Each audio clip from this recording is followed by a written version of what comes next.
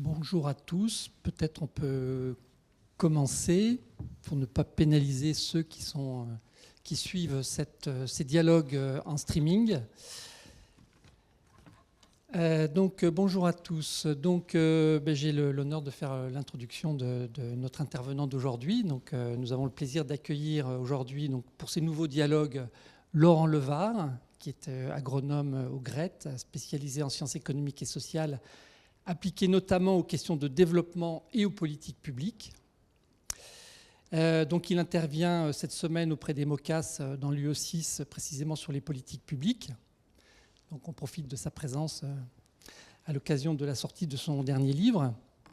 Donc il est par ailleurs l'auteur de nombreux ouvrages, et dont l'un de ces ouvrages, on le conseille régulièrement aux étudiants qui travaillent sur l'agroécologie. Donc il a coordonné en 2023 le guide pour l'évaluation sur l'agroécologie.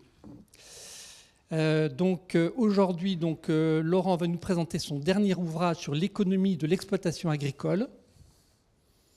Voilà. Pour introduire cette séance, très rapidement, je vais citer Marc Dufumier dans sa préface, qui a préfacé l'ouvrage. Marc Dufumier nous dit « Le grand mérite de cet ouvrage est de ne pas considérer les agriculteurs comme un ensemble homogène à qui l'on pourrait proposer des solutions passe-partout. » Voilà, c'est l'un des mérites de cet ouvrage, il y en a beaucoup d'autres. C'est donc une économie de l'exploitation agricole qui est ancrée dans des pratiques et très en lien avec les métiers de l'accompagnement, du développement et les questions de diagnostic, d'évaluation ou de politique publique. Donc je vais maintenant laisser la parole à Laurent et en le remerciant encore d'être avec nous aujourd'hui. Et donc il faut parler dans le micro. Voilà. Allô ? Oui. Bien. Tout d'abord, merci beaucoup à l'Institut Agro de Montpellier de m'avoir invité à présenter ce livre. Donc c'est un livre qui est issu de mon expérience à la fois dans le domaine du développement et dans le domaine de la formation. Beaucoup au Nicaragua, où j'ai passé un certain nombre d'années de ma vie, mais aussi au GRET, où je travaille depuis une quinzaine d'années sur les questions donc, de développement agricole dans différents pays d'Afrique, d'Asie et d'Amérique latine. Voilà. Et puis en termes de formation, j'ai donné une formation à des cours d'économie agricole, d'économie de l'exploitation agricole au Nicaragua, à l'Université centra-américaine, et puis également depuis plusieurs années à l'IEDES à Paris. Voilà. Alors, fondamentalement, cet ouvrage, il a comme objectif de proposer des outils à la fois conceptuels et méthodologiques pour, d'une part, mieux analyser, mieux comprendre la gestion technico-économique des exploitations agricoles, étant entendu que toutes les exploitations agricoles ne sont pas gérées de la même façon et qu'il est essentiel de bien comprendre la façon dont les agriculteurs prennent leurs décisions. Et puis, d'autre part, objectif donc toujours de fournir des outils méthodologiques et conceptuels pour analyser les résultats, les performances, on va dire, de l'exploitation agricole du point de vue technique et du point de vue économique, du point de vue toujours de l'agriculteur. Alors, pourquoi consacrer autant de temps, autant d'énergie à l'exploitation agricole ? Je crois qu'il faut, de ce point de vue-là, rappeler un certain nombre d'éléments importants. C'est que l'exploitation agricole constitue l'unité de base de la production agricole. C'est-à-dire qu'il y a beau avoir nombre d'acteurs, l'État, des ONG, des organisations de producteurs, des entreprises qui cherchent à influencer les choix des agriculteurs, des agricultrices, Il n'empêche que les décisions, elles sont bien prises au niveau de l'exploitation agricole. Et que donc, c'est en cela qu'on a bien une unité économique de base. Alors, bien sûr, les choses sont parfois un peu plus compliquées. Il arrive parfois que certaines décisions soient prises à un niveau supérieur à celui de l'exploitation agricole. C'est le cas, par exemple, dans la région des Andes, où il y a souvent des organisations d'assolement réglées et donc des décisions collectives, mais qui ensuite s'imposent comme des contraintes ou des éléments à prendre en compte par l'exploitation agricole. Donc voilà, il y a certaines décisions qui peuvent être prises à un niveau supra, et puis au sein de l'exploitation agricole, là aussi, il existe souvent différentes formes de prise de décision, avec souvent certains acteurs au sein de l'exploitation agricole qui disposent d'une certaine autonomie pour gérer une partie de la production ou certaines décisions productives. Et donc, y compris, il y a certains moments où on peut se poser la question, est-ce qu'on a affaire vraiment à une exploitation agricole ou à plusieurs exploitations agricoles regroupées entre elles sous forme de relations de coopération. Donc voilà, il ne s'agit pas donc de simplifier à outrance, il faut être toujours, faire attention à ce type de situation, mais je crois que c'est tout de même essentiel de bien se dire que les décisions techniques et économiques relatives à l'agriculture, je dis bien à la production agricole, c'est au niveau des exploitations agricoles, et que les rares cas dans l'histoire, ou les cas tout de même assez nombreux dans l'histoire, où l'État a prétendu se substituer aux agriculteurs en imposant aux agriculteurs des décisions techniques et économiques, ça s'est souvent traduit par des tensions, des conflits et souvent des résultats assez catastrophiques. Voilà. Donc finalement, les acteurs du développement tels qu'on les appelle, c'est-à-dire l'État, les ONG, donc l'État à travers des politiques publiques, des programmes, des ONG, à travers des projets de développement, ça ne veut pas dire que ces acteurs n'ont aucun rôle, mais leur rôle, il est fondamentalement d'influer sur les conditions de la production agricole de façon à orienter le choix des agriculteurs. Alors, ça peut être orienter le choix des agriculteurs pour que eux-mêmes soient mieux en mesure d'atteindre leurs propres objectifs, mais ça peut être aussi orienter le choix des agriculteurs de façon à ce qu'ils orientent leurs pratiques de production dans un sens plus conforme à l'intérêt général. Alors ça peut être des objectifs d'intérêt général liés à la sécurité alimentaire, des objectifs sociaux, et c'est bien souvent des objectifs liés à des questions environnementales, écologiques, et notamment faire en sorte que l'agriculture soit plus durable. Mais voilà, donc je pense qu'il faut bien avoir en tête cette question que les acteurs extérieurs ont besoin véritablement de bien comprendre la façon dont les agriculteurs prennent les décisions, quels sont les facteurs finalement qui vont être déterminants dans leur prise de décision de gestion technico-économique, de façon à pouvoir, d'une façon pertinente, influer sur cet environnement, sur ces conditions de la production. Conditions de la production, ça peut être l'accès au foncier, ça peut être l'accès au financement, ça peut être la question des marchés et du niveau des prix et de leur régularité. Mais donc, voilà, il est essentiel de bien comprendre, cette question.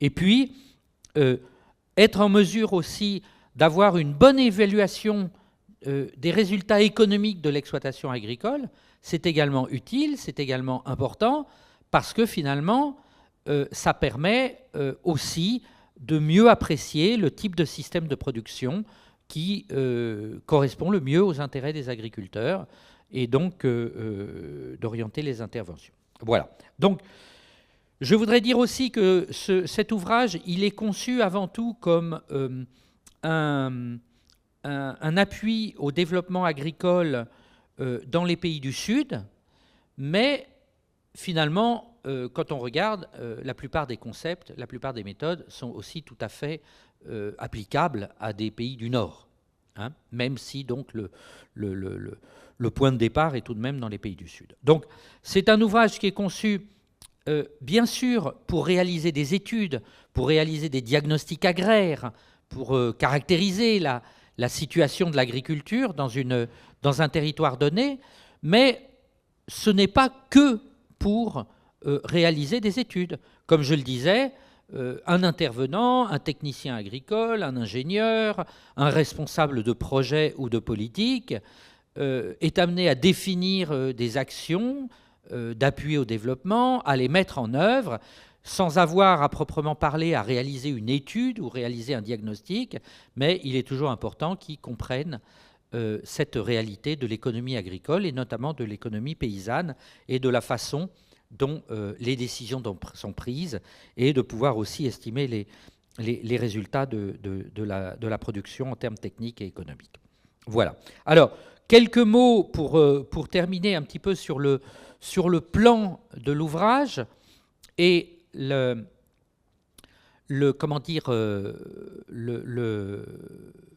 quelques aspects aussi que j'ai cherché tout particulièrement à approfondir.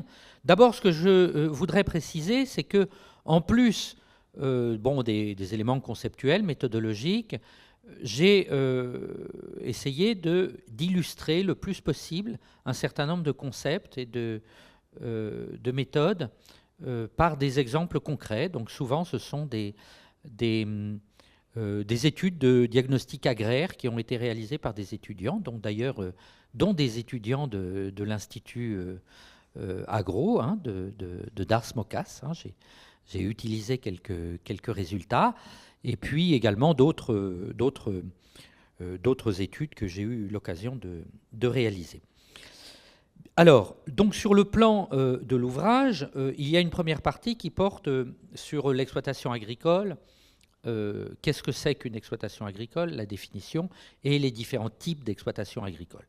De ce point de vue-là, c'est extrêmement important de distinguer d'une part l'agriculture paysanne, où quelque part il y a une identité entre la force de travail et le centre de décision, ce qui signifie que les décisions sont prises en fonction des intérêts des travailleurs, de la force de travail, de l'exploitation agricole à salariés ou capitalistes, où les intérêts, les décisions sont prises non pas en fonction des intérêts de la force de travail, mais en fonction des détenteurs des capitaux, de façon à valoriser au mieux les capitaux.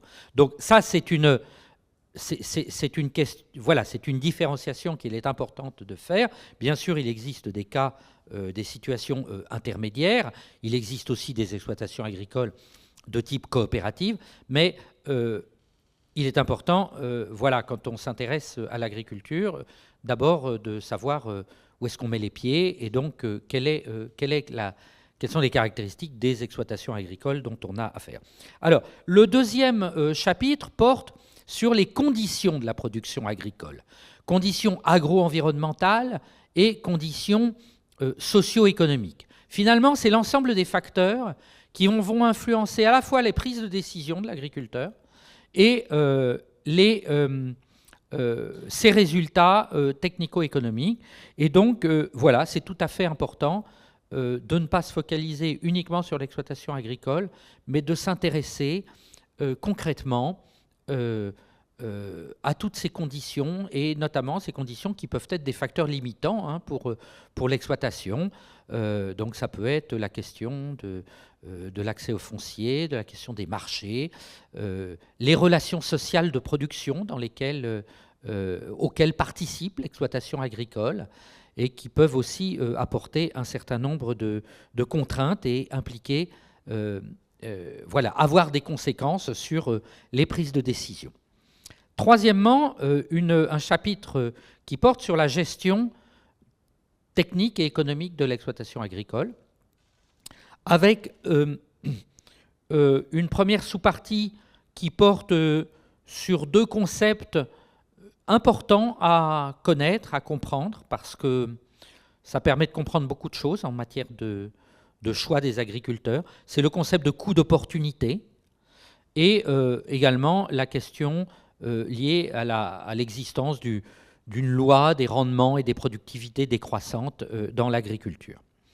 Ensuite, il y a une sous-partie qui porte sur la rationalité économique des producteurs. Et alors là, je voudrais insister sur le fait que, d'abord, ce qu'on appelle rationalité économique, d'abord, c'est un terme qui est utilisé pour montrer qu'il y a un présupposé de base qui est que les agriculteurs prennent leurs décisions d'une façon rationnelle. S'ils prennent des décisions, c'est très probablement qu'ils ont une bonne raison de le faire. Alors c'est très important, parce que là, on va tout de même à l'encontre de ce qu'on rencontre très souvent et dans de nombreux pays, où vous avez des ingénieurs agronomes, des techniciens, qui finalement ont une vision un peu simpliste et qui recommandent des solutions techniques aux agriculteurs, et puis dès que les agriculteurs rechignent, ne mettent pas en œuvre ce qui leur est recommandé, en conclut que oui, ils sont réticents au changement, c'est culturel, c'est leur habitude, ils ne veulent pas changer, voire des choses encore plus péjoratives. Voilà. Ce discours péjoratif vis-à-vis des paysans, il est souvent lié au fait que les professionnels du développement ne disposent pas des outils nécessaires pour véritablement comprendre quels sont les objectifs des agriculteurs et la façon dont ils prennent leurs décisions. Et c'est pour ça que c'est extrêmement important de s'y intéresser. Et donc, dans la rationalité économique, on voit par exemple que les objectifs économiques, je le disais, d'une exploitation paysanne ne sont pas les mêmes que ceux d'une exploitation capitaliste. Et que même au sein d'une exploitation paysanne, selon que le ratio terre par travailleur est élevé ou moins élevé, les critères ne vont pas être les mêmes. On va voir que certains producteurs ont des objectifs liés à la sécurité alimentaire, alors que pour d'autres, c'est moins important. On va voir que certains agriculteurs cherchent à mettre au cœur de leurs décisions la minimisation du risque, des risques, alors que pour d'autres, le risque n'est pas une question majeure. On va voir aussi que certains agriculteurs attachent une importance toute particulière à la reproduction du potentiel de production de l'écosystème, on pourrait dire la fertilité des sols, par exemple, et que c'est un objectif, c'est un critère de gestion absolument essentiel. Faire en sorte qu'au-delà de la production agricole de l'année, l'écosystème s'en trouve transformé, et non pas négativement, mais positivement, pour les années qui suivent. Alors que d'autres agriculteurs ne partagent pas cet agriculteur. Ce n'est pas qu'il y en a qui soient bons et puis les autres qui soient mauvais ou anti-écologiques, mais c'est qu'il y a des raisons objectives qui permettent d'expliquer ça. Voilà. Donc toute cette question de la rationalité est tout à fait centrale. Et donc, et effectivement, comme le disait Marc Dufumier, c'est vraiment important de prendre en compte le fait que tous les agriculteurs n'ont pas la même rationalité économique. Et puis ensuite, toujours dans cette troisième partie, il y a une dernière partie qui porte plus sur la gestion technico-économique. Voilà, quels sont tous les autres facteurs qui vont influer sur la façon dont l'agriculteur prend ses décisions et notamment toute la question de la nécessité d'une gestion d'une cohérence interne du système de production agricole. Voilà, le système de production agricole, il existe, il a différentes activités qui utilisent les mêmes ressources, et donc tout ça doit être fait en cohérence. Et puis il y a des relations entre les activités, les différentes activités, donc c'est essentiel aussi à prendre en compte. Et puis le quatrième chapitre porte sur à la fois la caractérisation et le calcul des performances technico-économiques et socio-économiques du système de production et de l'exploitation agricole. Donc voilà, c'est beaucoup du calcul économique. Et ce calcul économique, on différencie tout de même un calcul plus technico-économique qui est un calcul où finalement on s'intéresse aux performances techniques du système de production agricole, même si ce n'est pas purement technique, parce qu'il faut bien faire appel à un système de prix qui est également un produit social, hein, donc c'est tout de même un peu socio-économique, mais disons, on s'intéresse avant tout aux performances technico-économiques du système de production, d'une analyse plus donc où on s'intéresse fondamentalement à la production de valeur ajoutée. Hein. Et puis, là, l'évaluation socio-économique, où on s'intéresse cette fois-ci non seulement à la production de valeur ajoutée, mais à la façon dont cette valeur ajoutée est répartie et distribuée entre les différents acteurs sociaux. Hein. Et donc, voilà, avec un certain nombre d'indicateurs qui sont proposés. Voilà. Finalement, dans cette partie je dirais plus sur le calcul économique, bon, il y a également une partie sur comment on prend en compte les aspects environnementaux dans cette évaluation économique. Nous avons ensuite un 5e chapitre qui porte sur comment apprécier, alors je dis plus apprécier qu'évaluer, la dynamique économique de l'exploitation agricole sur le long terme. C'est-à-dire, au-delà des résultats économiques de l'année en cours, c'est quoi la tendance ? Comment ça évolue, aussi bien du point de vue technique, du point de vue social que du point de vue écologique, environnemental. Comment elle évolue, cette exploitation agricole. Donc là, il y a un certain nombre d'outils qui sont proposés pour avoir une meilleure appréciation de cette dynamique. Et puis, pour terminer, il y a un court chapitre à la fin qui porte sur, finalement, comment utiliser tout ce calcul économique pour comparer les exploitations agricoles entre elles. Et donc là, on est vraiment dans le domaine de ce qu'on appelle l'agriculture comparée, c'est-à-dire la comparaison de différentes exploitations agricoles ou de différents types d'exploitations agricoles, et en quoi les données détaillées du calcul économique, une entrée analytique du calcul économique permet de mettre en évidence des différences fondamentales. Voilà, on va s'apercevoir par exemple que tel type d'exploitation agricole, finalement, dégage un meilleur revenu, fondamentalement parce qu'ils ont des meilleurs rendements. C'est un exemple. Et puis, on va s'apercevoir que tel autre type d'exploitation, finalement, ils ont beau avoir des rendements plutôt élevés, mais finalement, ils dégagent des revenus plus faibles. Et on va s'apercevoir, par exemple, que c'est parce qu'ils doivent céder une partie importante de leur valeur ajoutée à des commerçants.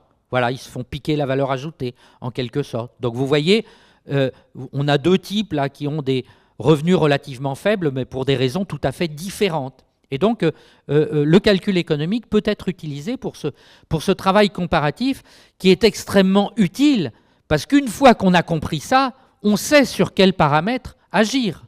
Vous voyez ? Et pour un type d'agriculteur, ça ne va pas être les mêmes paramètres que pour un autre type d'agriculteur. Voilà, donc voilà. Et puis bon, il y a également un glossaire qui est proposé avec les principaux sujets utilisés. Voilà, donc avec les principaux termes utilisés. Voilà, donc j'espère que cet ouvrage sera utile à la fois pour les acteurs du développement et puis dans les activités d'enseignement, je pense aussi, ça peut avoir une utilité. Voilà, écoute, merci beaucoup. Merci Laurent pour cette présentation du livre.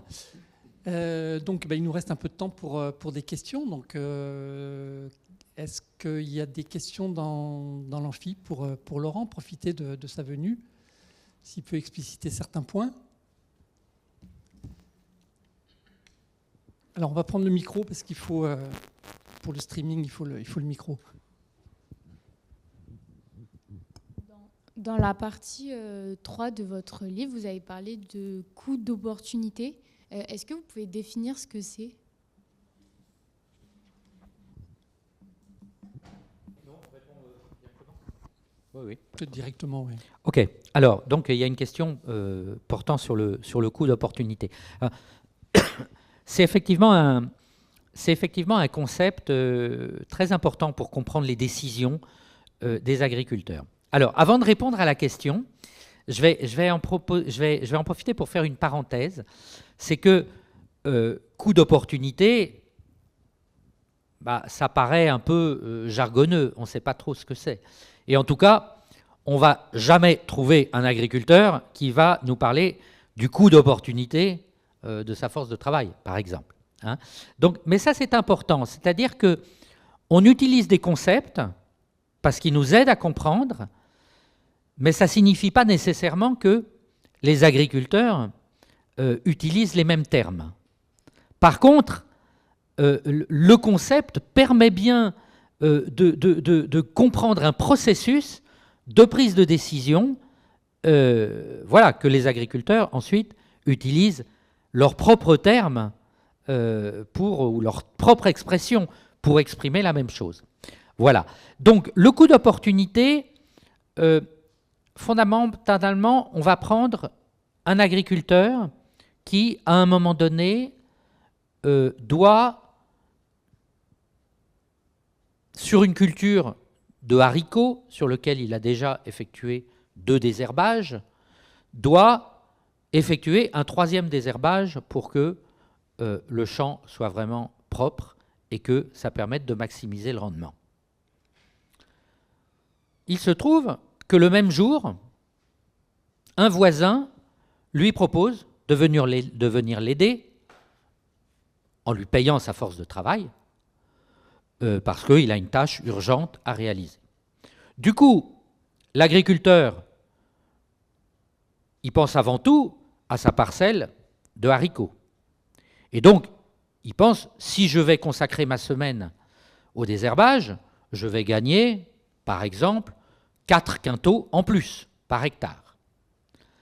Mais il se trouve que cette semaine, sa force de travail a une autre opportunité d'utilisation, qui est l'opportunité d'aller chez son voisin et gagner un certain salaire. Donc finalement, si l'agriculteur décide de réaliser le désherbage chez lui, il va renoncer à une opportunité de revenu. C'est pour ça que l'on dit que cette opportunité de revenu qui est perdue, on appelle ça le coût d'opportunité de la force de travail. Et finalement, l'agriculteur va comparer, je dirais, le bénéfice absolu qu'il aurait à réaliser une première tâche avec le coût d'opportunité de sa force de travail, c'est-à-dire ce qu'il perdra par ailleurs. Et donc, en fonction, si le bénéfice absolu est supérieur au coût d'opportunité, il choisira plutôt de désherber, et sinon, il ira plutôt chez son voisin, quitte à perdre un peu de son rendement. Voilà. Donc, l'agronome qui n'a pas intégré ce type de raisonnement, qui va aller chez l'agriculteur dont il y aura des mauvaises herbes sur la parcelle de maïs, s'il n'a pas compris ça, il va dire cet agriculteur, il travaille mal, il a mal désherbé son champ. Or, du point de vue de l'agriculteur, c'est tout à fait rationnel. Voilà. Donc, on parle de coût d'opportunité, de la force de travail, de la terre, des moyens de production. Il y a des coûts d'opportunité qui peuvent être à l'extérieur de l'exploitation, comme l'exemple que je viens de prendre, mais il y a également des coûts d'opportunité qui sont à l'intérieur de l'exploitation, quand l'agriculteur, finalement, parce qu'il a des ressources limitées, il a une force de travail limitée, il a une quantité de terre limitée, il a des moyens de production limités, il peut aussi avoir des disponibilités monétaires, de trésorerie limitées, il peut très souvent être amené à faire différents choix possibles, et donc il raisonne en termes de coût d'opportunité des activités des unes par rapport aux autres. Alors, c'est un outil de compréhension de la prise de décision. Ce n'est pas un outil, c'est pas parce que ça s'appelle coût que ça va être pris en compte dans le calcul économique. Dans le calcul économique, on prend en compte les choix qu'a réellement réalisé l'agriculteur.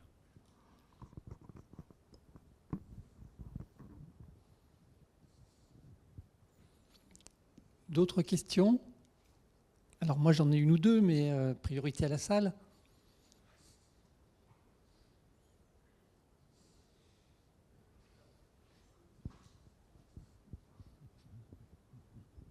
Est-ce que vous avez développé des nouveaux modèles dans le livre où en fait vous décrivez plutôt des choses qui se sont déjà faites? Enfin, est-ce que vous êtes plus sur l'articulation de choses qui ont déjà été construites ou c'est plus voilà, résultat de l'élaboration de nouveaux modèles?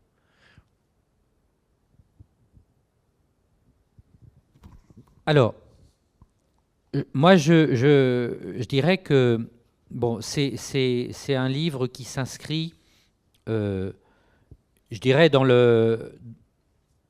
un courant de pensée, et donc où je suis amené à reprendre beaucoup de choses donc, qui ne sont... voilà, je ne les ai pas inventées. De ce point de vue-là, il y a un économiste agricole russe qui s'appelle Alexandre Tchayanov, qui, à ma connaissance, a été, au début du XXe siècle, sans doute le premier économiste agricole à véritablement s'intéresser à comment fonctionne l'exploitation paysanne et au fait que l'exploitation agricole paysanne a un type de fonctionnement bien différent de l'exploitation agricole capitaliste.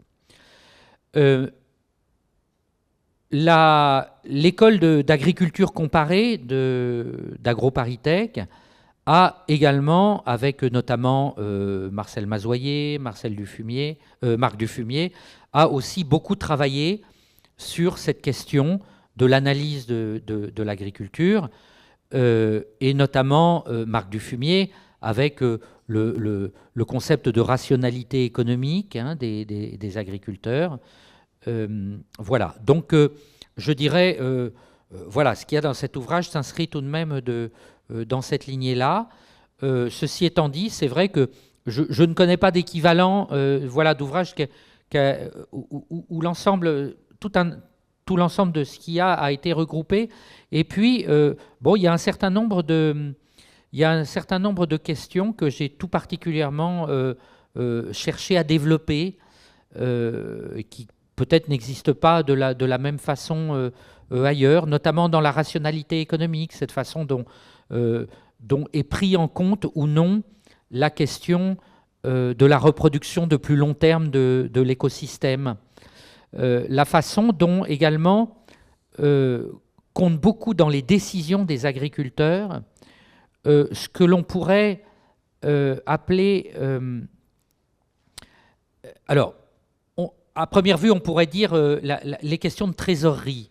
Mais en fait, ce n'est pas seulement de la trésorerie, c'est aussi la disponibilité en produits agricoles. Parce qu'à tout moment, un produit agricole peut être transformé en argent et au contraire, l'argent peut être utilisé pour acheter des intrants. Donc, quelle est la capacité de l'exploitation à faire face à ces dépenses de l'année? C'est-à-dire qu'on peut tout à fait avoir des exploitations agricoles qui, du point de vue économique, ont un système de production qui tient la route, qui permet de dégager un revenu, mais finalement, du fait de problèmes de disponibilité monétaire ou en produits, ou de trésorerie, pour dire plus simplement, l'exploitation agricole est en fait coincée et ne peut pas se développer. Donc ça, c'est également une question que j'ai cherché à développer. Et puis également au niveau d'un certain nombre d'indicateurs économiques, je me suis aussi intéressé à une question qui n'est généralement pas prise en compte dans le calcul économique. Ce sont les transferts cachés de valeur ajoutée. C'est-à-dire, d'une part, quand il y a des subventions indirectes aux agriculteurs. Par exemple, un agriculteur qui achète des intrants, mais ces intrants, en amont, ont été subventionnés. Comment est-ce qu'on prend en compte ça dans le calcul économique? Parce que de fait, ça cache un transfert de l'État vers l'agriculteur. Donc c'est important. Voilà, je propose une méthode pour le prendre en compte. De la même façon, il peut y avoir des transferts cachés, c'est-à-dire si, aux dépens de l'agriculteur, par exemple, si l'agriculteur vend sa production à un prix inférieur au prix du marché, pour une raison X ou Y. En termes de valeur ajoutée, finalement, il faudrait prendre le prix de marché pour avoir la vraie valeur ajoutée. Il n'empêche que ce qui compte pour l'agriculteur, c'est que finalement, il vend à un prix plus faible.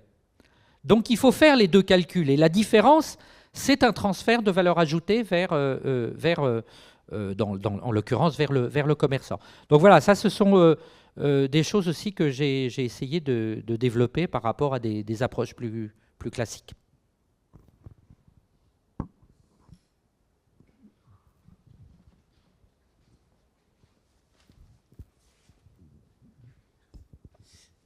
Merci. Moi, ma question, c'est plutôt au niveau de... Quand vous parliez, vous avez mentionné le choix dans le calcul économique des exploitations. Donc, je voudrais comprendre, quand vous mentionnez le choix, vous faites référence aux investissements ou à d'autres critères qu'il faut prendre en compte? Si oui, lesquels? Quand je parle des choix de gestion technique et économique, c'est ça, hein? Oui, le choix dans le calcul économique des exploitations. Vous avez, lors de vos réponses, vous avez dit que dans le calcul économique des exploitations, ça fait référence au choix des agriculteurs. Donc, j'aimerais comprendre ce choix, est-ce que c'est spécifiquement les investissements qui entrent en jeu ou il y a d'autres critères aussi qu'il faut prendre en compte? Oui, le calcul économique, il vise à évaluer, du point de vue de l'agriculteur, la performance de son système de production. Donc, quelque part, c'est la performance des différents choix qu'il a faits. C'est la performance des choix en matière de choix des cultures ou choix des activités agricoles ou d'élevage. C'est l'évaluation, ce sont des choix en termes d'itinéraire technique.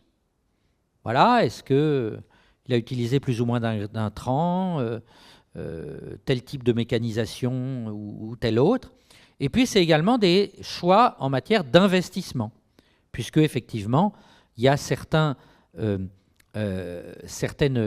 modes de gestion qui impliquent des investissements spécifiques. Donc, voilà, évaluer les résultats de l'exploitation agricole, c'est évaluer tout un certain nombre de choix. Certains portent sur des investissements. Quand on dit bien investissement, il s'agit bien d'une dépense dont la rentabilité va être différée, mais c'est également évaluer des choix tout simplement des choix de l'année qui n'engagent pas le futur. Voilà. Et je précise aussi que c'est une économie de l'exploitation agricole. La méthode qui est proposée propose un calcul du point de vue de l'agriculteur. Calculer les résultats économiques du point de vue de la société dans son ensemble implique une méthode qui est légèrement différente, notamment avec des systèmes de prix différents. Voilà. Mais l'ouvrage ne rentre pas dans le détail de ce que serait une évaluation économique du point de vue de l'intérêt général.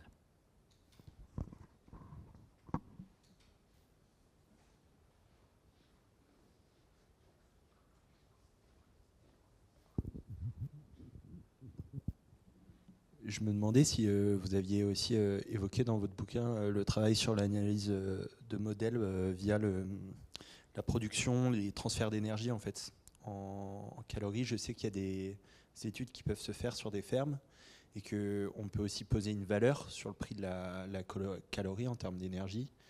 Et actuellement, comme on est un peu dans ces questions à grande échelle, ça fait un petit peu un pont avec la question précédente de qu'est-ce que ça vaut en fait avec un grand recul ou voilà, à l'échelle de la ferme. Oui, alors, donc, c'est une... la méthode qui est proposée est une méthode d'évaluation économique du point de vue de l'agriculteur, comme je l'ai dit, sur la base des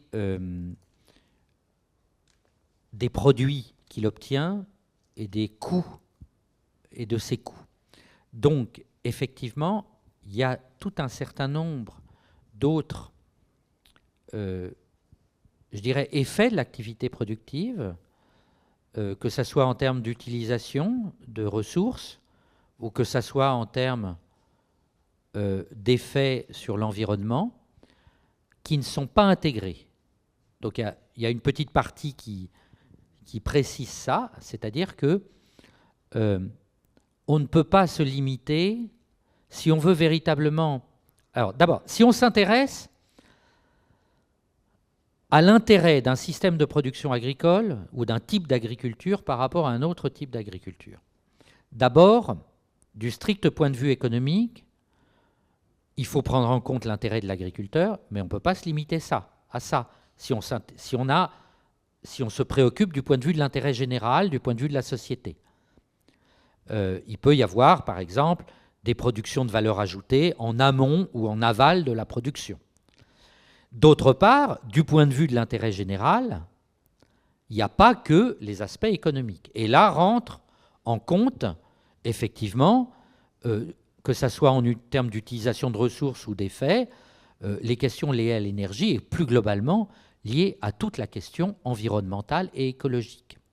Quel est l'impact de l'agriculture en termes de préservation du potentiel des écosystèmes? Bon, ça, à la limite, on peut dire que ça intéresse l'agriculteur dans certains cas, parce que son avenir dépend de ça. Mais quels sont les impacts en termes de gestion des bassins versants, en termes de contamination ou de non-contamination de l'environnement, que ce soit de l'air, de l'eau, des sols, des aliments eux-mêmes? Quels sont les impacts en termes sanitaires, en termes sociaux de l'agriculture?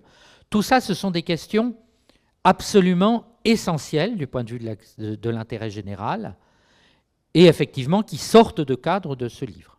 Voilà, donc il faut bien en être conscient.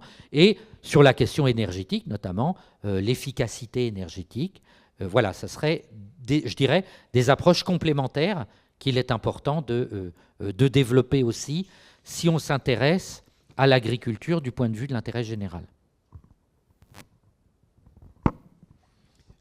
Alors peut-être j'ai une question qui serait dans la suite de celle qui vient d'être posée, justement par rapport à ces effets de la production agricole sur l'environnement et la santé humaine. Est-ce qu'il y a des indicateurs quand même que tu intègres dans ton manuel, notamment au niveau des définitions? Et est-ce que tu pourrais nous donner un exemple d'indicateur qu'on pourrait retenir? Alors, encore une fois, on est sur une approche d'évaluation économique du point de vue de l'agriculteur. Si on est sur une approche d'évaluation plus globale, et notamment du point de vue de la société dans son ensemble, comme je le disais, ce n'est pas suffisant. Il faut prendre en compte d'autres paramètres, et notamment les impacts sanitaires. On le voit bien aujourd'hui avec tous les scandales sanitaires liés à l'agriculture intensive, que c'est une question tout à fait primordiale. Alors, il y a des économistes qui cherchent, qui prétendent donner une valeur économique à l'ensemble des effets, l'ensemble des externalités, de façon à pouvoir tout additionner et avoir une vision synthétique, finalement, du point de vue de la société. Personnellement, je suis, et bon, beaucoup d'économistes le sont aussi, tout à fait critique par rapport à ce type d'approche. Alors, voyons la santé humaine. Alors, on pourrait dire, s'il y a des dégâts sanitaires, effectivement, c'est un coût pour la société un coût de santé, hein, le coût des hôpitaux, le coût des soins. Alors, on pourrait dire, oui, du coup, c'est le coût d'une externalité négative. Ça peut se défendre. Pareil, si l'agriculture contamine les eaux, à ce moment-là, il y a un coût de décontamination, qui est un coût que doit assumer la société. Et dans ce cas-là, dire que c'est un coût, on utilise le terme de coût caché, hein, correspondant à ces externalités négatives, c'est de ce point de vue-là, ça se justifie, parce que si vous voulez, on met bien dans la balance un coût économique. Et donc, quelque part, on peut dire que c'est un coût caché et qu'on pourrait l'intégrer dans le calcul économique. Je suis d'accord. Mais quand on dit que l'agriculture, du fait de ses effets nocifs, augmente la mortalité, crée des cancers chez les enfants, se traduit par un effondrement de la biodiversité, la disparition d'espèces.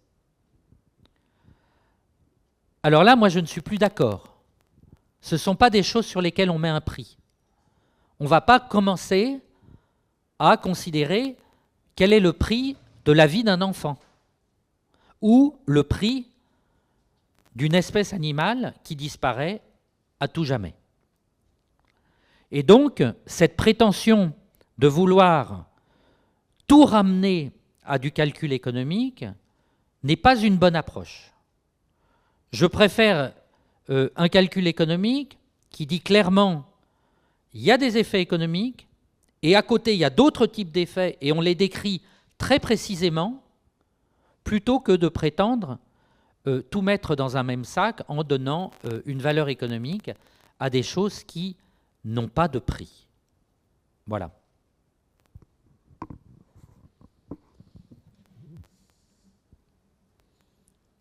D'autres questions? Il nous reste quelques minutes.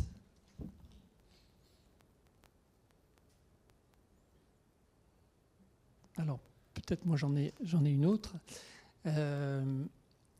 Donc, tu nous as indiqué certains éléments, donc la connaissance des concepts permettait en quelque sorte, si je reformule, de mieux accompagner, de bien accompagner des agriculteurs, des agricultures, puisqu'en comprenant les raisons pour lesquelles telle ou telle décision est prise, on pouvait mieux accompagner. Est-ce que tu pourrais approfondir ce point, c'est-à-dire en termes de quels sont, selon toi, les éléments qu'il faut absolument prendre en compte quand on accompagne, quand on est dans des métiers d'accompagnement du développement, et faire le lien peut-être avec les différents concepts que tu développes dans le livre? D'accord. Alors, on pourrait en parler très longtemps. Donc, je vais forcément me limiter à des exemples très simples. Mais je crois que... donc, je vais donner 3 exemples. Le premier, c'est sur la question du coût d'opportunité dont on parlait tout à l'heure. C'est évident qu'aujourd'hui, on voit notamment dans beaucoup de pays que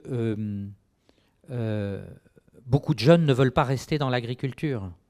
Et finalement, il y a à la fois une question de coût d'opportunité de leur force de travail, c'est-à-dire les revenus qu'ils pourraient gagner ailleurs. Il y a également des questions de conditions de travail. Et donc, voilà, c'est une question absolument indispensable par rapport aux pratiques agricoles que l'on peut recommander. Voilà, il faut que ce soit des pratiques agricoles qui finalement atteignent au moins le niveau du coût d'opportunité et qui également en termes de conditions de travail et de vie soient acceptables.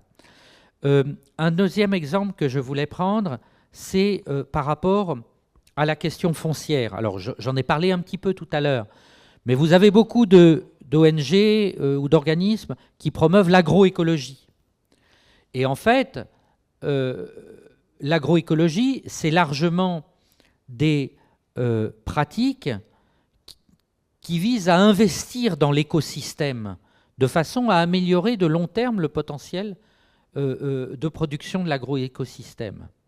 Si on ne comprend pas qu'il y a certains agriculteurs qui ont une sécurité d'accès au foncier et qui donc peuvent avoir tout à fait intérêt à investir dans l'écosystème, mais qu'il y a d'autres agriculteurs qui, parce qu'ils n'ont pas de sécurité d'accès au foncier, du jour au lendemain, ils peuvent perdre l'accès au foncier et que donc ces agriculteurs ne vont pas avoir intérêt à investir dans l'écosystème, améliorer la fertilité des sols, planter des arbres, etc.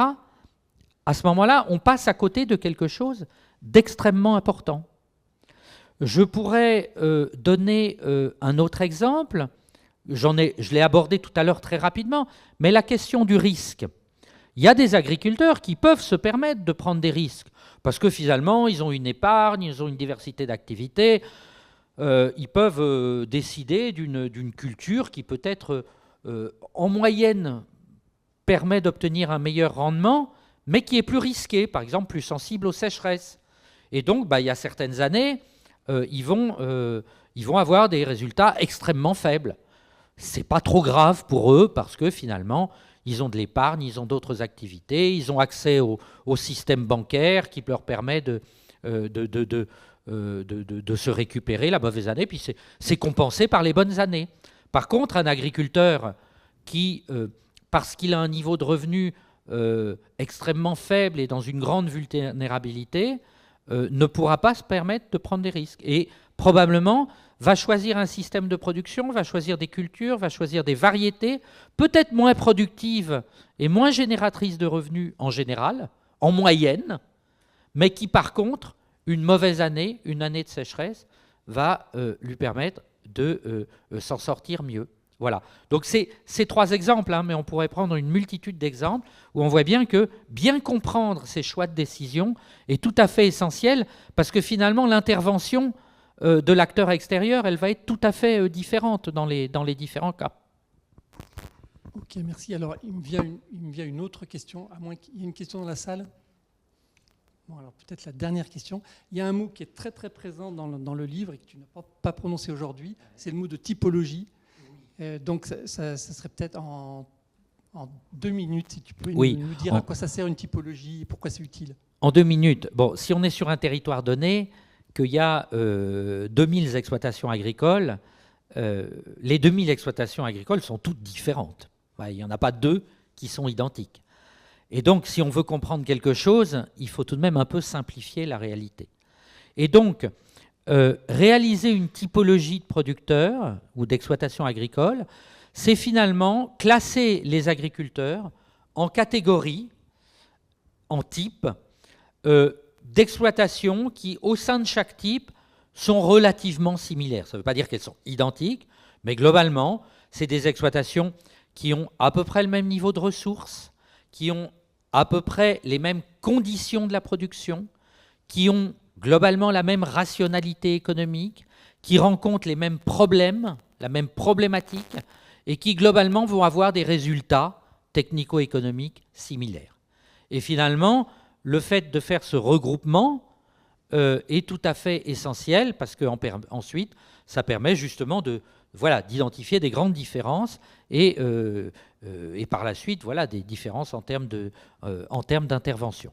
Donc effectivement, la méthode du diagnostic agraire qui permet de construire des typologies d'exploitation agricole constitue un outil tout à fait important.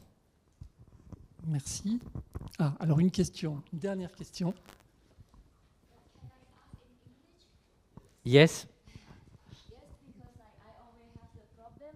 Typology, and it's based on the experience of working and in Southeast Asia, which is I don't understand why we need to do the typology before we going to implement some policy implementation, because in here is my fit, but in the country like in Southeast Asia where is the political public is not really implement directly by looking at different decision taking of the each characteristic of the typology.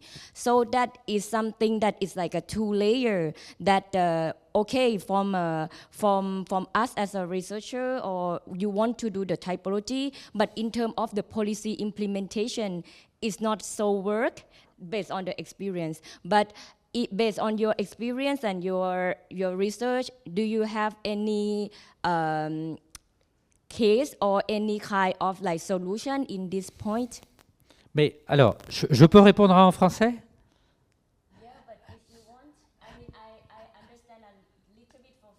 Bon, je réponds en français, mais je reprends les exemples que j'ai pris précédemment. C'est-à-dire que faire une typologie, c'est tout de même bien identifier les problématiques particulières de chacun des types. Et les problématiques, elles peuvent être différentes.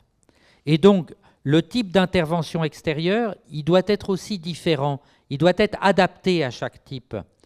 Et donc, et ça peut être un projet, ça doit être une politique publique. Il est clair que, par exemple, si on a des agriculteurs, un type de producteur qui, parce qu'il est extrêmement vulnérable, attache une grande importance au risque et du coup ne se lance pas dans des cultures qui seraient beaucoup plus intéressantes pour la société, mais même pour eux, eh bien, la première chose qu'il faut faire, c'est de sécuriser ces exploitations. Il faut les sécuriser. Alors, comment les sécuriser? Ça peut être en leur donnant accès à du crédit agricole. Ça peut être en les protégeant de la volatilité des prix sur le marché. Il y a différentes façons. Si on a des exploitations dont on voit que toute possibilité d'intensifier dans l'agroécologie est impossible parce que finalement, ils n'ont aucune sécurité d'accès au foncier. Voire même au sein du cycle agricole, s'il y a un système de veine pâture, par exemple, et que dès que les récoltes ont lieu, les résidus risquent d'être consommés par les animaux. Eh bien, c'est clair que dans ces cas de figure, si on veut promouvoir l'agroécologie, il faut s'intéresser à comment sécuriser cet accès au foncier. Voilà. Donc, c'est des exemples très précis, mais dans un territoire donné, les problématiques des différents types ne vont pas être les mêmes. Et donc, c'est important pour adapter les interventions aux différentes situations existant dans un territoire. Ça va? Bon, merci. Alors, il est 14 heures. Alors, il y a des flyers sur le livre de Laurent. On peut vraiment remercier Laurent et pour tout ce qui est là aujourd'hui. Donc, faites la promotion du livre et utilisez-le dans vos travaux. Très, très intéressant. Le livre sera disponible à la bibliothèque, bien sûr. Donc,